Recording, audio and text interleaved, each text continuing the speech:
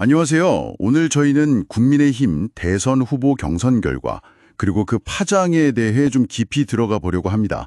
여러 뉴스 기사나 유튜브 영상 발췌 내용을 좀 모아봤는데요. 네, 지난 5월 3일이었죠. 김문수 후보가 결국 한동훈 후보를 누르고 최종 대선 후보로 선출됐습니다. 맞아요. 그래서 오늘 저희가 가져온 이 자료들을 통해서 김문수 후보가 어떻게 이길 수 있었는지 또 그의 핵심 메시지는 뭐였는지 그리고 이게 앞으로 정치 지형에 어떤 영향을 줄지 이런 부분들을 좀 집중적으로 살펴보겠습니다. 네, 당신께서 현재 정치 상황의 중요한 맥락을 파악하시는데 좀 도움이 되었으면 합니다.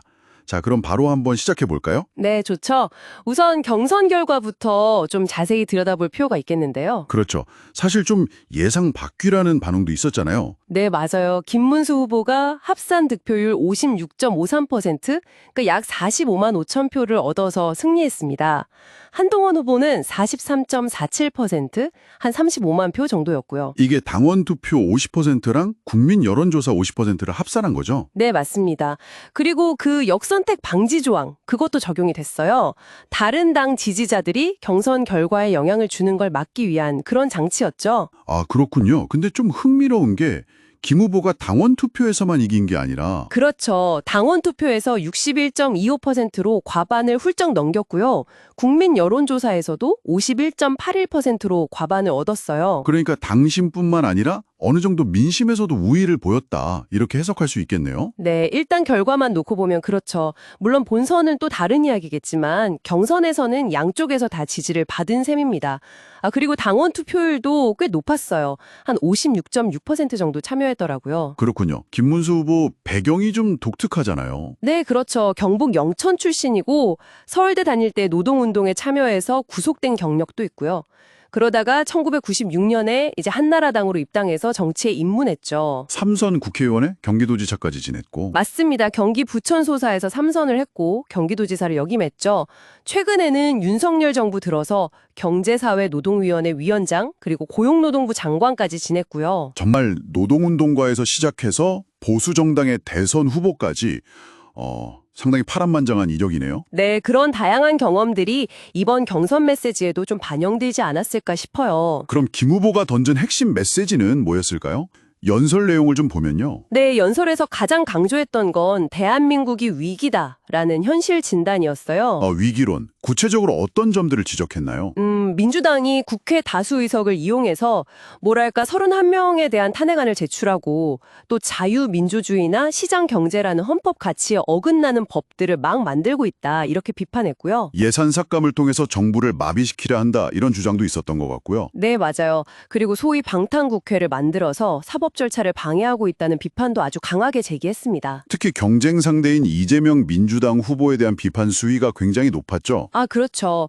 이재명 후보의 그 선거법 위반 관련 대법원 판결을 두고 사법부를 협박하고 있다. 이런 주장을 했고요.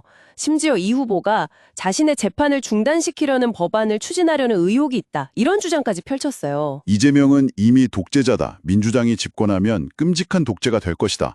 이런 발언도 있었고요. 저희는 이런 발언이 있었다는 사실을 전달해 드리는 거지 특정 입장을 지지하는 건 아닙니다. 이 점은 당신께서도 분명히 인지해 주시면 좋겠습니다. 네, 맞습니다. 이런 강경한 메시지가 지지층 결집에는 도움이 될 수 있겠지만 뭐랄까 중도층 확장에는 좀 부담이 될 수도 있겠네요. 그렇죠. 그건 앞으로 지켜봐야 할 부분입니다. 수락연설에서는 대선 승리는 준비돼 있다. 몸이 산산이 부서지더라도 반드시 승리하겠다. 뭐 이런 식으로 강한 의지를 또 보여주기도 했고요. 그리고 이번 경선 과정에서 또 하나 좀 중요하게 봐야 할 쟁점이 있었죠. 네. 바로 윤석열 전 대통령 탄핵에 대한 입장이었는데요. 김문수 후보는 반대, 한동훈 후보는 찬성. 입장이 완전히 달랐죠. 네, 극명하게 갈렸습니다. 그래서 일각에서는 이 부분이 혹시 안철수나 홍준표 후보 지지층의 표심에 좀 영향을 미치지 않았을까 뭐 이런 분석도 나오고 있어요. 그럴 수 있겠네요. 그럼 이제 앞으로 가장 큰 변수는 역시 그 한덕수 전 총리와의 단일화 여부겠죠? 네, 그게 정말 핵심입니다. 김 후보는 단일화에 꽤 적극적인 모습을 보여왔는데 한 전 총리는 상대적으로 좀 신중한 태도를 유지했었거든요. 당 지도부는 어떻게든 성사시키려고 할 텐데요. 그렇죠. 당 지도부 입장에서는 후보 등록 마감일이 5월 10일이니까 그 전에 어떻게든 단일화를 추진하려고 할 겁니다.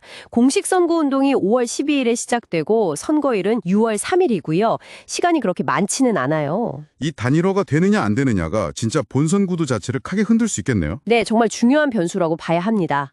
그렇다면 경쟁자인 이재명 후보와 민주당 쪽 반응은 좀 어땠습니까?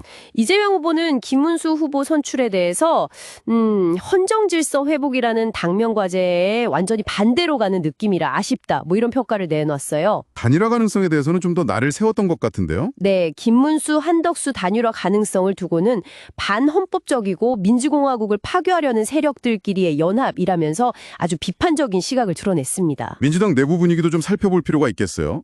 이 후보 지지자들 사이에서는 대법원장 탄핵 요구까지 나왔다고 하던데요. 네, 그 이재명 후보 공직선거법 파기환송 판결과 관련해서 조희대 대법원장 탄핵을 요구하는 목소리가 일부 지지자들 사이에서 나왔습니다. 이 후보 본인 입장은 좀 신중했던 것 같고요. 네, 이 후보는 당이 국민의 뜻에 맞게 잘 처리할 것으로 믿는다. 이렇게 좀 거리를 두는 듯한 입장을 보였어요.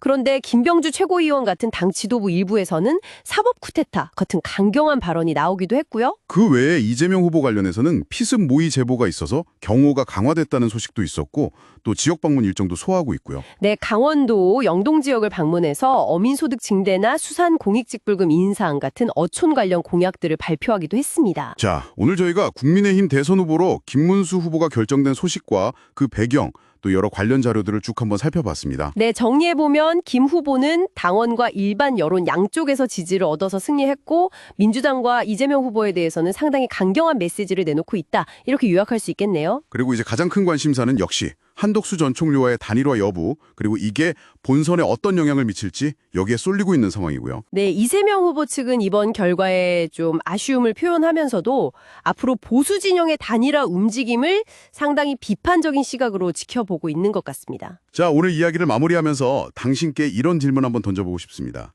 김문수 후보의 등장, 그리고 그의 강경 노선, 또 보수 진영 내에서 논의되는 이 단일화라는 변수.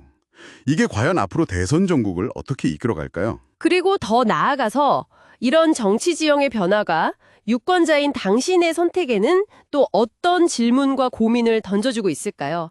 한번 차분히 생각해 보시는 시간을 가져보시는 것도 좋겠습니다.